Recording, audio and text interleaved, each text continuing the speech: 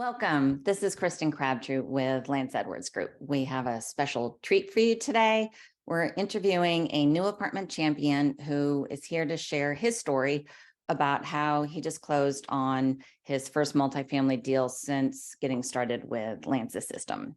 Please help me welcome Jeremy. Thank you. It's a pleasure to be here. Great. So as I usually do, I'm going to get started by just going over the quick details of your deal. So you did close and it was 16 units. You did have prior real estate investment experience, and that was from a home that you purchased that when you tried to sell it, you were going to have to take a loss. And so you decided to turn it into a rental and then discovered the power of owning rental properties. So you continued to invest and you started investing in real estate full-time in 2022. You did a hold strategy. The property is located in the same state as you in Indiana. IN is Indiana, right?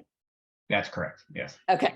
You found the deal on Crexy and it was listed pretty high. So you put in a low offer with 100% seller financing. The seller took another offer. It fell through. So the broker reached out to you and basically said, this is the second time this has happened. So the seller's willing to drop their price a lot to get rid of it. So your offer was then accepted. You have 3 partners and you each brought $60,000 to the close. But you do say that you also use standard financing through Fountain Trust companies. So if you want to elaborate on that, you can.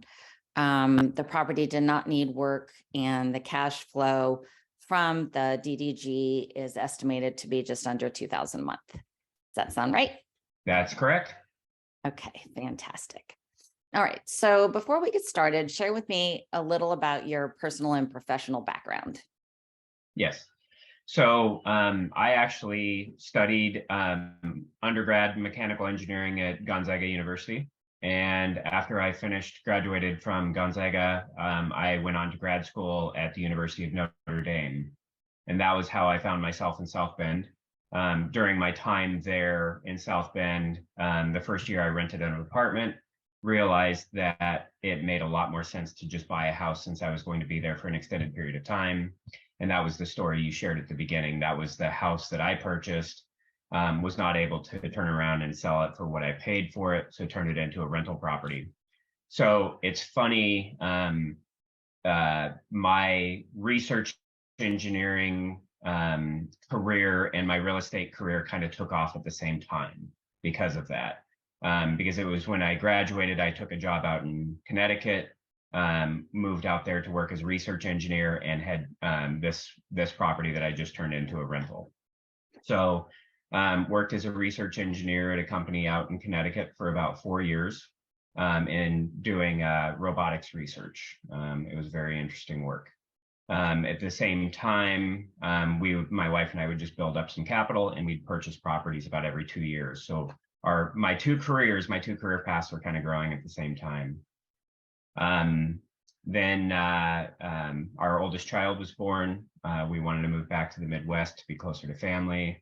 Moved to the Chicago area. And that was actually the first time I ever did some house hacking before I realized there was actually a term for it.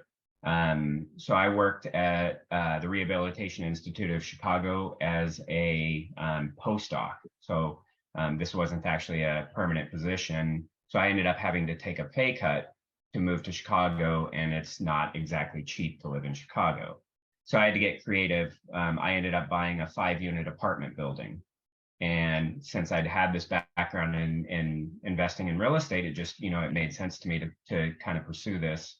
And so we purchased that property. The 4 other tenants that lived in it paid for the mortgage. All we had to do while we lived there was basically pay for utilities. So again, I took another step in my professional career as a research engineer, and it led to another step in my real estate investment career. After 2 years there as a postdoc, I took a job here in West Lafayette, Indiana, where I am now, at a place called Cook Research, doing research and development in medical devices. And then I did that for about 6 years, again, continuing to invest in real estate on the side. About a year ago, it was actually just over a year ago, it was April 8th of last year. I just got to the point where I realized I had more passion in real estate investment than I did in engineering. I felt like I was a good engineer, but I didn't have that fire. I didn't have that passion. And the real estate investment was something I always just really enjoyed. It was kind of more of a hobby for the longest time. And I just realized that, I'm going to give this a shot and do this full time. It also aligned really well with my personal goals. My personal goals are to spend as much time with my family as I can, and also giving back to the community. So I've gotten heavily involved in rec baseball with my kids' school. This has given me the opportunity to be more flexible with my time and spend a lot of my time doing that, and also spending time with my kids. I don't work any less than I did before I started doing this full time. My time is just more flexible. So I can work in the evenings, I can work on the weekends, and I can have that time during the day and, really be able to spend time with my children. Great. So, what year did you buy the 5-unit? That was in 2014. So about 9 years ago. And then how many multifamilies do you own now? So that one I actually sold. So we owned that for about 3 years. We sold it in 2017. There are some reasons behind that. We don't necessarily need to get into that in this interview. But it was part of it. Part of it was it was in Chicago, not close by. I wasn't going to be able to bring property management in and actually be able to bring in a monthly cash flow. And the value of the property went up so much, it just made sense to sell at the time. So I no longer own that one, but I do own 2 3-unit properties. I own, I call it a fourplex, but it's really 2 duplexes on the same parcel of land. So I consider it one property, but it is technically 2 duplexes. And then I own another duplex down in Indianapolis, and then the recently acquired 16-unit. Okay, so what, I guess there's 2 parts to the question. So you went from single family. Did you only have one single family before you dove into multifamily? Yes. So I had the single family, and then my next purchase was a 3-unit. Okay. So what interested you? Like, what drove you to look at multifamily instead of single family? So it was, so like I said, I kind of fell into it with the first house. I just turned it into a rental. But when I went to purchase the second time, actually purchasing as an investment property, I just did a lot of research. I just, read a lot of articles, what other people believed in when they invested. And I came across this really interesting article this guy had written about why it makes sense to invest in multifamily as opposed to single family. And a lot of the things he said just kind of resonated with me. He talked about how with multifamily, you have multiple units occupied by tenants, right? So if you have one tenant move out, you still have the other tenants paying for your mortgage. Okay. As opposed to a single family, if somebody moves out, you're stuck with the mortgage. You don't have anybody paying for it. The second thing he talked about was common items such as roofs, for example. If you have 5 single family properties, you have 5 roofs, as opposed to one multifamily property with 5 units has 1 roof.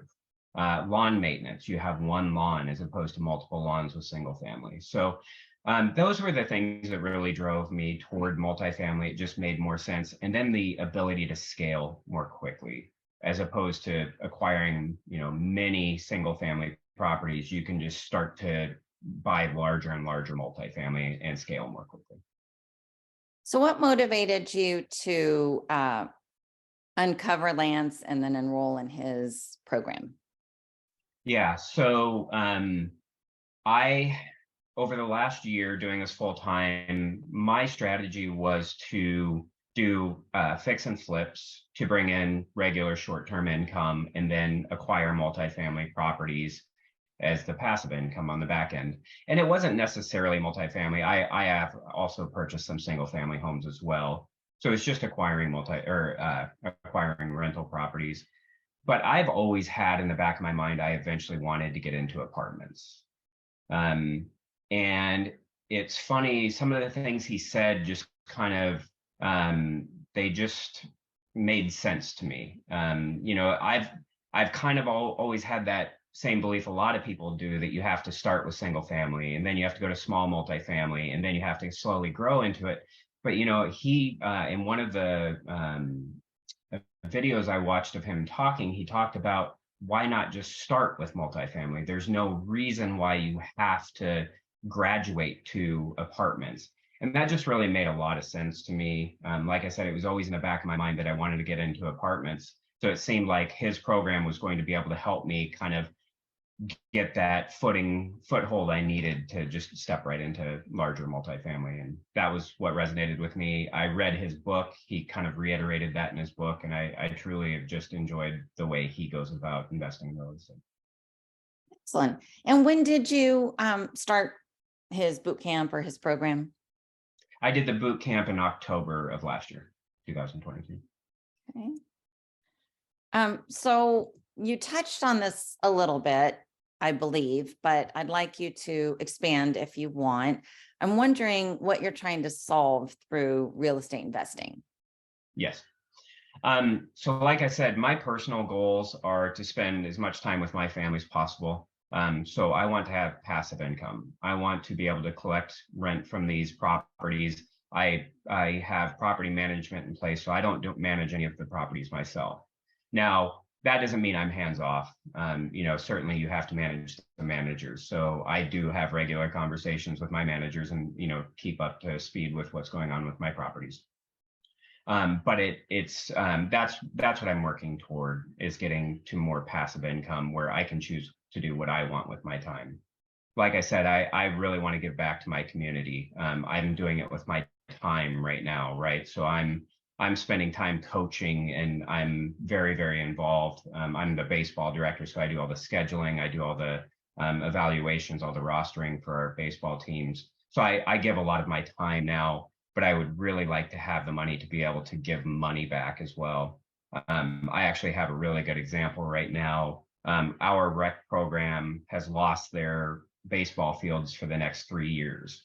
They are building a new middle school, and one of the first things they did was demolish our fields, and they didn't give us anything to replace those. So we've had to scramble and find other fields that we could use. And to be honest with you, I would love to have the money right now to be able to just go build new fields for these kids. We have 300 to 400 kids in our baseball program that, they need a place to play baseball. I would love to just be able to have that money to be able to donate and provide that for these kids. So those kind of things are what's important to me. And so, from a personal standpoint, obviously I need a certain income to be able to sustain, my lifestyle with my family. But really, I'm looking to build that income for other purposes, really to give back to community and build generational wealth. Excellent. Have you always been driven by that mission, or is that something that started to surface at a later date? Or I've always been driven to give back. I've always had that mentality of I want to give as much of my time as I can back to the community, and donate as much as I can. It's kind of, I've kind of honed that more over the last, I would say, 2 years. Like I said, getting more involved with the rec program, baseball rec program, I've just realized how much of a passion I have for that. I really, truly enjoy being a part of that, part of the community and giving back as much as I can. And, it's just kind of opened my eyes to, there's a possibility for me to be able to give more if I can find the right avenue to bring in income and be able to give back. got it. So do you have a specific financial goal? I've written some down. I'd say they've already varied significantly. I'm more looking at, I've started looking more at how many doors I want to acquire by a certain period of time. And so my goal with my partners right now is to have 100 doors by the end of this year. The money will come, right? If we focus more on that, collecting the doors, we're going to have some that generate less income, some that generate more income. So really more focused on that. From a personal standpoint, I feel like if I have 100 doors, then I'm going to be able to replace my income that I had from my job. And so, I'm looking at, low six figures to be able to replace that income. And that's really my short-term goal. Beyond that, I need to kind of figure that out. I need to figure out if there's a certain number that I'm looking to accomplish. I've written numbers down before, but they didn't have any significance. So I need to have more significance behind that before I really come to terms with what the number would be. Excellent. Okay. So you've touched on some things that you'd like to do, like have the financial resources to invest in rec things like the baseball field and things like that. What would you say is your ultimate dream?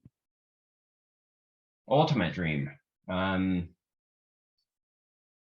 That's a good question. I would like to, like I said, spend a lot of time with my family. I'd like to travel. I would love to take my family on trips through Europe and Asia, and travel the world and really see the world. That's something I've done a little bit in my time growing up, but I really want to be able to give that to my kids to be able to explore the world and learn more. How many kids do you have again? We have four. 9-year-old boy, 7-year-old boy, and then 3-year-old twins, one boy, one girl.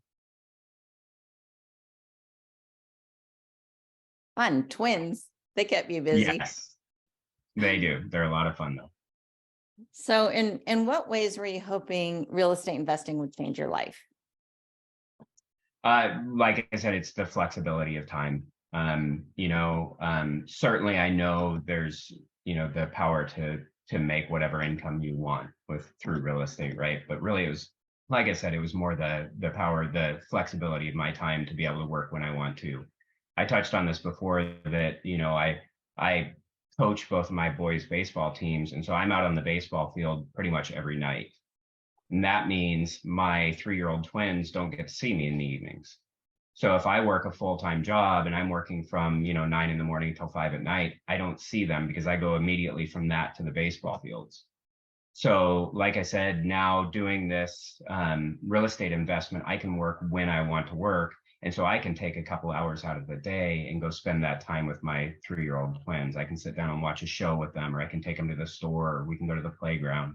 So that to me was really, really important. I was quickly realizing that I wasn't going to have that valuable time with them that I'd had with my older two. Okay, gotcha. So why would you say you weren't able to get into the small apartments on your own? Like what specifically were you looking for when you started working with Lance? Yeah, I think mindset. I've always had that mindset of I've got to build up capital. And then once I have the capital built up, I can buy a small multifamily or a single family. So it was the strategies that he'd used, talking about seller financing, working with other partners, bringing in people who will provide the down payment and the investment, upfront investment for it.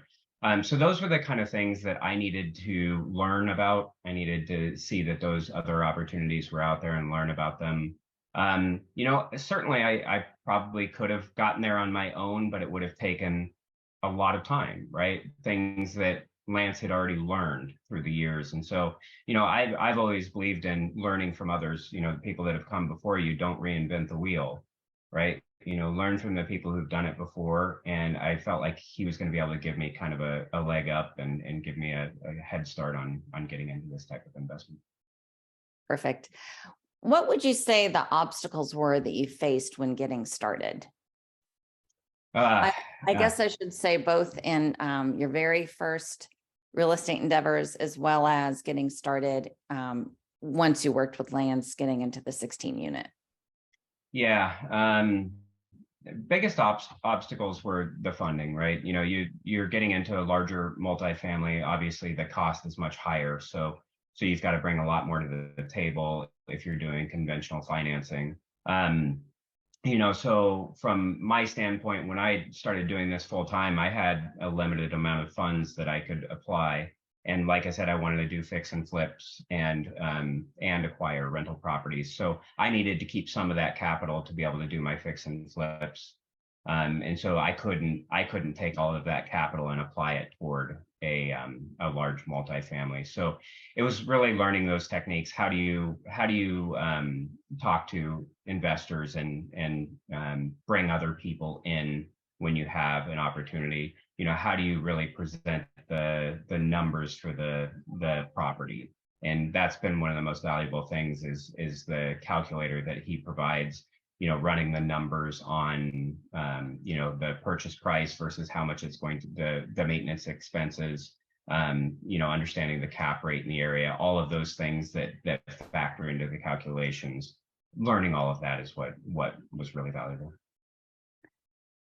Were your partners prior to working with Lance, or how did you find that? How did that come to be? So interestingly, one of my partners on this 16 unit purchase is actually part of Lance's program as well. So it was interesting. We got a property under contract and we were actually trying to wholesale that one. So we listed it on Facebook, and this gentleman reached out and said he was interested in the property. And it was actually this very same day, later that night, we had the Monday night call, and I saw his name on there.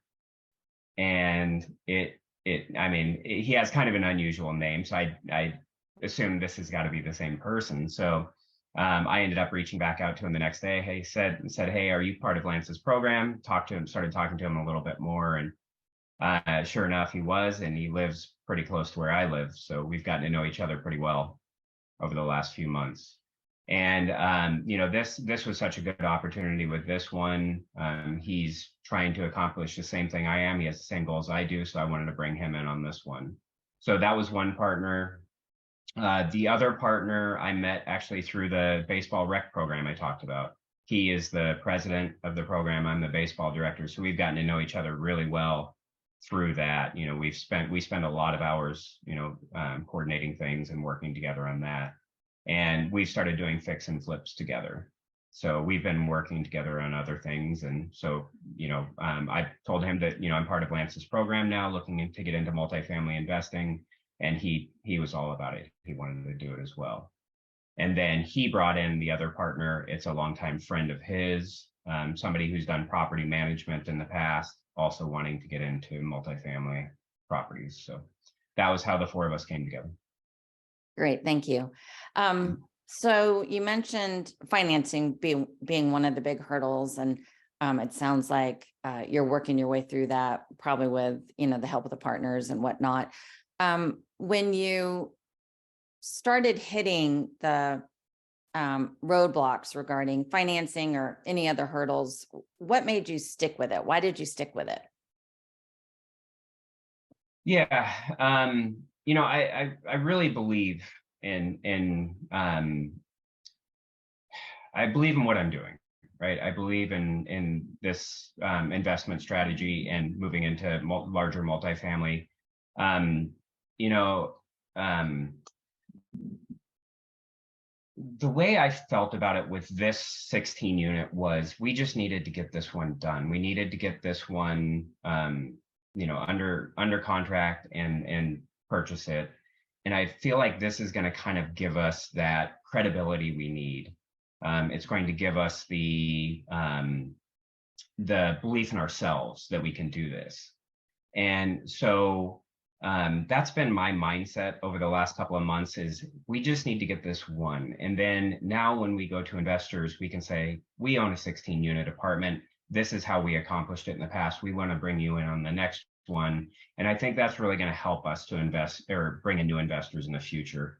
So that was kind of my mindset. And that's why I was able to stick with it, because I just know that having this first one under our belts, it'll give us the belief in ourselves and then the credibility as well. Okay, perfect. How would you say investing in real estate has impacted other areas of your life? Uh, yeah, it's definitely changed my mindset. I have always been, I've always, just had a job, um, tried to not have any debt, right? So I always tried to pay all of my debt off every month. So I never had a car payment. Credit cards I paid off at the end of the month. Um, I think for me, it's really learning the power of credit, using it wisely. And, if you use it in the right way, it's so powerful. And, I've dealt with credit for so long that I know the danger of it as well, right? There is definitely a fine line there where if you overextend yourself, you can really get yourself in trouble. So I think for me, it's really learning how to use credit in the right ways to really help kind of boost yourself and really build more quickly. Okay. Are there any other sort of personal growth or just personal ways that you feel like investing may have changed you? Uh, Um, I don't know. I That's a hard one to answer right now just because I've been so busy with, all of my different endeavors recently that I haven't really had the time to reflect on that. It's an excellent question and I need to take the time to reflect on that. But it's an excellent question and I'll think about that. Excellent. Okay. How is your current financial situation different from when you started? I know you had a great job and so forth, but and you left that. So how would you say your financial situation has changed? So getting very, very close is the way I would describe it. So um I just this January, I was able to start paying myself a salary. So all of last year, I wasn't bringing in any income. And that was planned from the beginning. I took the money I had and I invested it in the business, and then we had enough set aside to be able to live for about a year. And then over the last year, just building my business, doing the fix and flips, collecting more rental properties, and as of January this year, I was able to start paying myself a salary. Now, that salary is about half of where I would need it to be, but I can see it all falling into place, right? That salary started before we closed on the 16 unit. So the uh, income that's generated from the 16 unit is just going to build on top of that. I have some other properties that are being renovated that once they're renovated, I'll be increasing the rental income from those properties. So that's just going to stack on top of that. So getting really, really close. My goal is by the end of this year to have replaced the salary that I had. I think I'd mentioned that before. And I am definitely on track to be able to do that. I think I'll probably even do it before the end of the year, but um, in a really good place now. A lot of ups and downs over the last year. It's not easy, um, but I'm starting to see the light at the end of the tunnel and getting back to where I was prior to doing this full time. So what did you hope would happen that hasn't? Ooh, uh, actually, I hope that the housing or the economy hadn't tanked like it had. Tanked isn't the right word, but it's just become much more difficult with purchasing and selling properties, right? So I purchased a lot of properties last year when prices were high. And then I sold a couple of properties toward the end of last year and early this year. And, it was just bad timing, right? Buying high and then selling when the market's low. We were able to still generate some income from those sales, but certainly, I'm hoping for better economy moving forward, and I think it's coming. As prices start to come down, that's when I'll really be able to find the good opportunities and good deals for purchasing. So, for me, I from the beginning realized that the first year was going to be all about learning. I had no belief that I was just going to, kill it from day one. I never believed that I was just going to immediately know how to do everything. So for me, I knew that the first year was just investment. I knew I was putting my money into learning and hopefully making a little bit of money along the way, but it was really just all about knowledge. You've mentioned your wife a couple of times, and it sounds like she's been really supportive. Is that true, or was there a transition to that point? No, she has been very supportive. We had, multiple conversations before I actually left my job. I needed her to be on board. That was a big decision. As I mentioned before, we have 4 children, and we have to think of them first and foremost. And so, yeah, that was a long discussion that we had. But yeah, she's been very supportive, and she understands that there are times when this is going to take me away, to travel to go look at properties, for example. And she's been very supportive of that and understanding. Okay, great. What has happened that surprised you? Hmm. Um, hmm. I can't think of any big surprises. Everything has kind of gone according to plan. There's certainly been some ups and downs. There haven't been any major surprises. Like I said, I've been investing in real estate for a long time now. It's been about 13 years. And so, yeah, I'm scaling up a little bit, doing some things that are a little bit different. But, having been invested in real estate for so long, I've seen a lot of that. I don't get shocked when some major expense comes up anymore. That's just part of it. You're going to have a $5,000 expense that comes up when you weren't anticipating it. And, those things don't bother me anymore. The first couple of times that happened, it did. But, you just realize that that's all part of it. And, as long as you're smart about it up front and you're accounting for those things, then that's just all part of business. Okay, perfect. What excites you about the future and the possibilities it holds? Oh, the biggest thing that excites me is just looking for opportunities. So I just really enjoy talking with brokers, getting on, the websites, looking for properties. That's what really excites me about it, and that's why I was saying earlier, I have a real passion for doing this. Um, you know, I say that I have goals for a number of doors. I want 100 doors by the end of this year. But my ultimate goal, what excites me about how many doors I own, I don't have a number in mind that gets me excited. It's more the journey. I really truly enjoy just looking for the opportunities, bringing in new partners, working with new partners, bringing new people into real estate, people who haven't done it before, and having those discussions with them, and giving back. Everything that I've learned, I can pass that on to people who are just getting involved in real estate. Those are the things that get me really excited and I'm passionate about. Okay, perfect. What would you say are the strengths that you possess that maybe made real estate investing easier for you? One word: perseverance.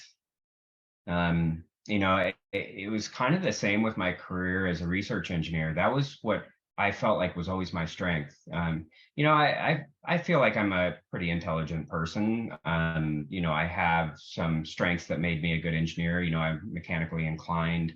I'm good at design, but ultimately, what I realized throughout my career was it was just perseverance. Kind of back to what I was just saying. Large expense comes up with a property, and anymore, um, I just kind of let it slide off my back because I know better days are to come, and so I just don't let things get me down.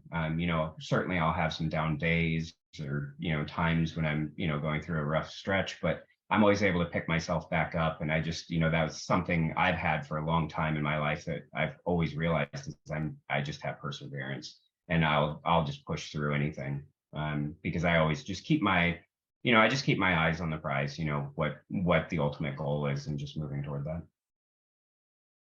Great. On the other side, what personal characteristics worked against you in the beginning, or, are you still working on overcoming now? I do have a tendency to kind of rush into things. Sometimes I will rush into something before I've really thought it through. And actually, I have a good example with 3 single family properties I purchased last year. So I was using the BRRRR strategy, if you're familiar with that. If anybody I listening am. to this isn't, it's the buy, rehab, rent, refinance strategy. And so we bought 3 single family properties in, let's see, one was June, one was July, and September. And we ran all our numbers based on the market at the time. And so, we figured out, what our cost, obviously we knew what our purchase price was, but we figured out what our rehab costs were going to be. And based on the market at the time, we figured out what the ARV would be. And what ended up happening is everything kind of went according to plan until we went to refinance and we had them appraised, and the appraisals came in much lower because the economy had turned, the housing market had dropped a little bit. And so I'd kind of rushed into those thinking that, okay, I'm going to invest money in these. We're going to refinance in the end. I'm going to pull my money back out and be able to reinvest that. Well, because of the timing, we bought when the market was hot. We were refinancing when it's dropped off a little bit. Now I'm going to have money tied up in those properties that I wasn't originally intending. Now, having said that, we have 3 rental properties now. We're going to be generating income. We're going to recover the money. I kind of rushed into those. I should have done 1 at a time rather than doing 3. And, so that's one of my areas that I really need to focus on, is just kind of slowing down and taking maybe baby steps more often. Great. I asked this earlier in one way, but I'm going to ask it in a different way. What would you say has changed about who you are since you started down this path? Excellent question. I've become more social. I've always been a fairly social person, but I'm now going to Real Estate Investor Association meetings and just talking with people. I'm more open about what I do. I've always talked to people about what I've done in engineering, but I always felt like that was boring to people, right? I didn't want to bore people with what I did. The technical details of what I was doing. Most people didn't care. But when I talk to people about real estate, people get excited about that. People who aren't even doing it, right? Everybody can kind of relate to it. Most people have, adults my age, most of them have owned a home, and so they can kind of, relate at least a little bit. So for me, I've become more social. I'm starting to go out and seek more people who are doing similar things. I actually flew down to Dallas just a few months ago, just to go meet people down there at a meeting down there that looked interesting to me. So just learning to network more and be more social and just talk about what I'm doing. I'm just excited about doing that now. So. Did you discover anything about yourself that surprised you? I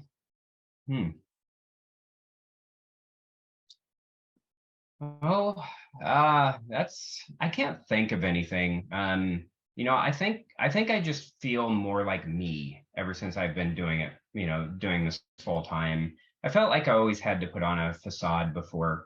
I had to act very professional, and I had to say the right things. I wouldn't say anything surprised me about me, but just being able to be more who I am and just not have to put up those facades, I guess is the best word. Okay. I want you to imagine yourself 5 years from now. How has your life changed?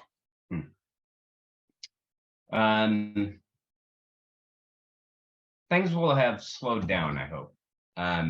This first year doing it, obviously, I'm working as hard as I can to make everything work. And so, I feel like I'm going in 5 different directions at all times.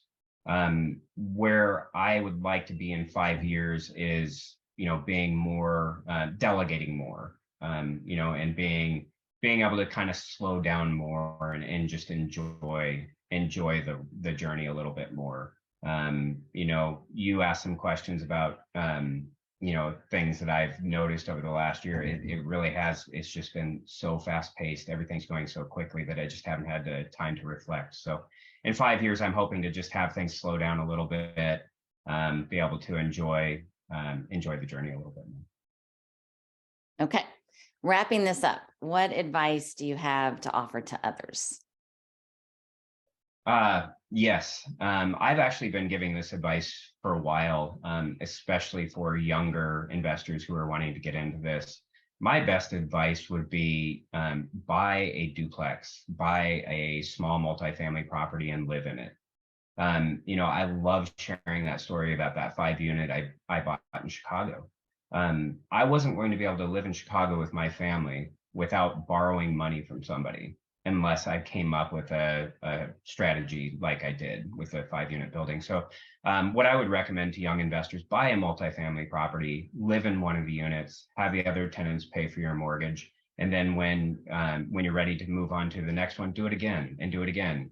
I know there are a lot of people out there doing that strategy, and I wish I'd started doing that a long time ago. I think that's the best way to get into real estate investment. I think it's an excellent strategy. Fantastic.